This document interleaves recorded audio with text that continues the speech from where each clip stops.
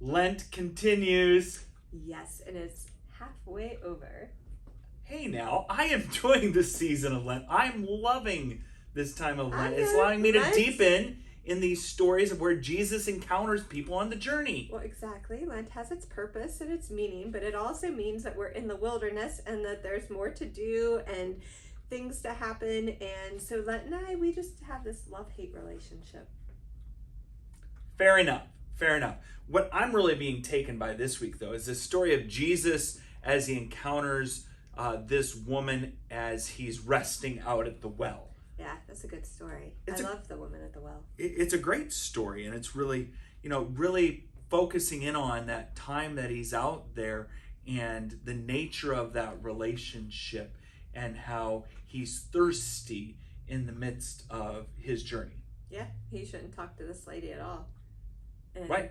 Yet he does. And it reminds me a lot, I really do like these book studies this Lent.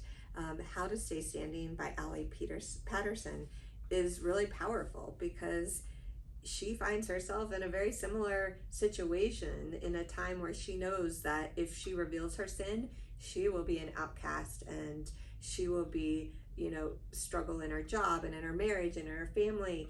And it's in that moment that she's reminded of her faith and she turns to that living water that Christ offers this woman at the well.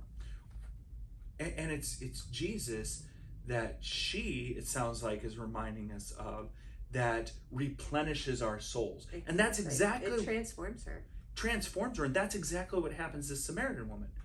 Because they're in this time where they're at the well. She's came out there and they're in the midst of this conversation, and Jesus, how dare he, asks this Samaritan woman, a woman who he's not even supposed to be in conversation with, for a glass of water. Right? She can make him unclean.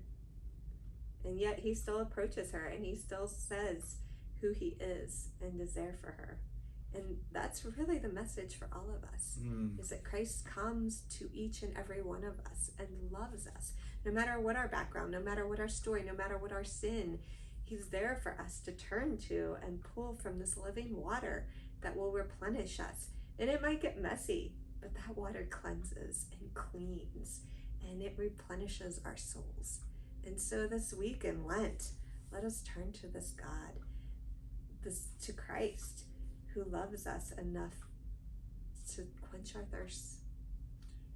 Yes, come with us this Sunday. Come to this place that you receive and are replenished by this living water that Christ gives to us, because it's at that font we are reminded of the love that Christ has for us all.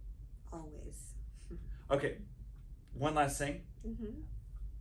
I need to get up because doing all this reading, it's left me a little thirsty. Yes, we still are human and need our real water.